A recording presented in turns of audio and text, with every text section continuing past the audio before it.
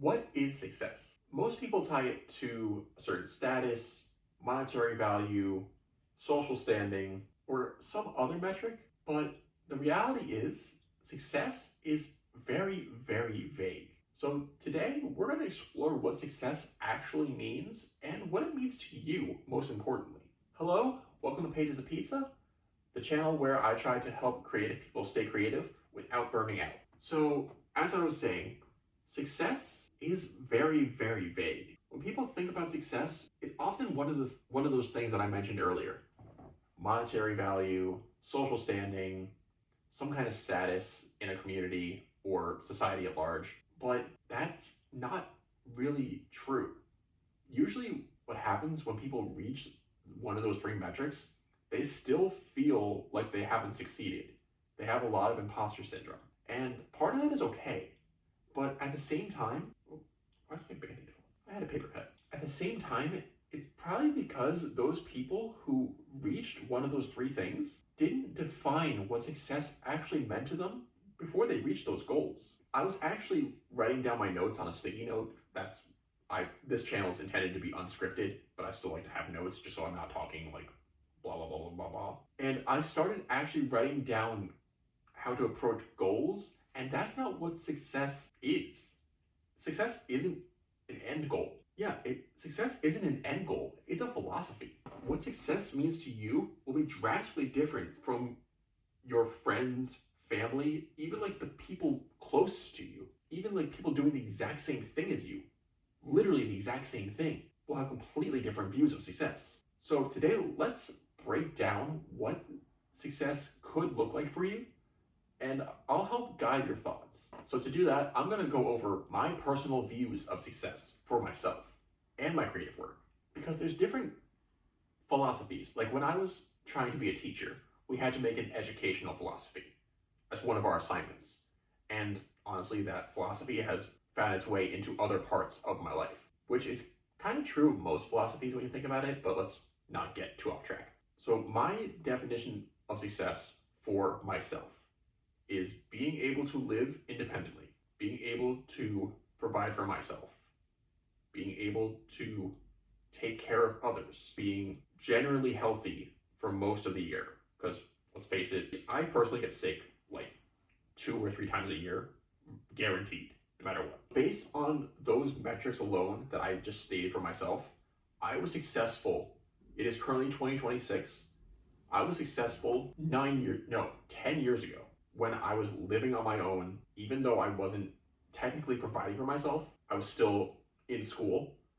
I was meeting most of those benchmarks. So I was fairly successful in most aspects of my life, even though I'm obviously past version of me was not as put together as I am now. So for me as a person, I feel very successful because I've only improved from back 10 years ago.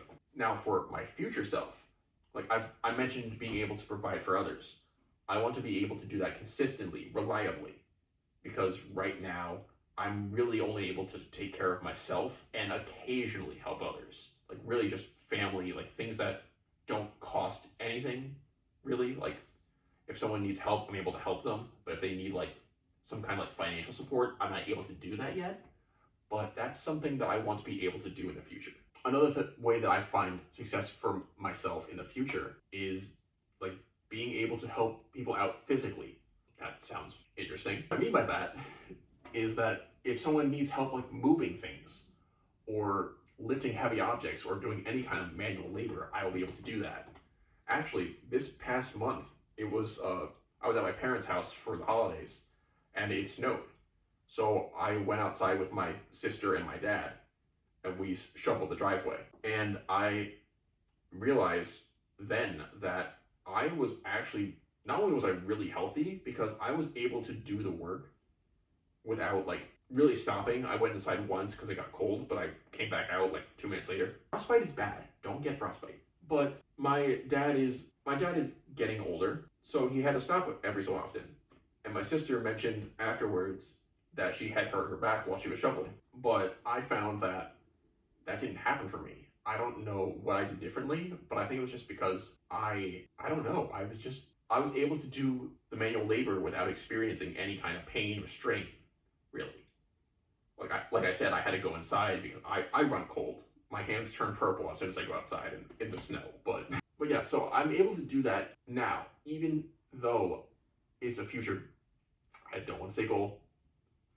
Don't want to say goal. It's something I want to be able to provide in the future for people. Like my mindset is that I'll be able to consistently do that for sustained periods of time, and I want to be able to help people in that way. And another aspect is to help people creatively. I'm doing that right now with this channel, but I hope to expand that out in the future. Like I care very much about mental health because there was one point 10 years ago where I was rock bottom with my mental health, and a lot of it came from just overworking myself and a lot of people pleasing. And it took about, I want to say, at least 4 or 5 years before I was able to really get the momentum to really like get to a place where I was able to help myself enough to see what works, at least for me, and be able to tell other people what that is. So for my future self, I want to be able to do that across the board, across all channels, not like YouTube channels, because we're on YouTube and there's channels. I just mean like at every aspect of my life, whether I'm with a stranger or with my friends, or with my family or with my kids. I don't have kids, but future kids. I want to be able to help them with those types of things as they come up. Now for my creative projects, my definitions of success, I feel that it is 80% done. Because let's face it, no creative work ever truly done. There's a saying that no painting is done, it is only abandoned. No script is done, it is only abandoned. That just means that you are ready to send it out into the world. So I want my work to be 80% done, and then as soon as it hits that 80% or 70%, it is ready to go. That is my philosophy, because if I spend too much time focusing on those little details, it'll never get released. And as someone who is trying to make creative work a living, I kind of need to put stuff out into the world in order to keep the lights on. And okay, so that's talking about like projects that I put out into the world and try to like monetize, but let's also talk about projects that I'm just like working on. Like I draw comics, and I might monetize that eventually, but like I have no intention to right now. So when I'm drawing a comic, I don't try to make it perfect. I actually like I have eraser lines all over the place and like streaks from like crossing things out, and I'm okay with that because I see it as a draft, really. So when I'm working on a comic, at least for the initial draft, I just want to tell the best story that I can in a way that I can see what is happening on the page without doing mental gymnastics, you know what? And when I say that, someone turned on their car, it might be a little loud. When I say that, I mean that when I'm drawing a comic, I don't try to make it perfect as visually, I just try to make it good enough so I can tell what's happening on the page, and like if I show it to someone else, they can figure it out too. So one time I drew a silhouette for a pregnant woman, but it didn't look like a pregnant woman to me. So I showed it to a few people, and they said like, yeah, that's a pregnant woman. It was good enough to convey what was happening, and that's all I need. Like it doesn't need to be like super detailed where you can see like every single crevice of their skin. It was literally just like, my sister calls them pudgy stick figures. That is all I need. That is my style. And my other philosophy is that like I will happily draw in other styles, but my style is home base. As long like anyone can draw an anime character, but if you can develop your own style, stick to it. That is my philosophy. That might be a topic for another time, developing your own style. But anyway, now for YouTube specifically, for the other channel, my definition of success for a video is 10,000 views. I really don't have any other metric besides that. And even if a video goes under that, I'm okay with that, because half the time, at least with YouTube, things recur. Like one of my videos only got like 1,000 views initially. Actually, one of them got like 500 initially. And I was kind of bummed out about it.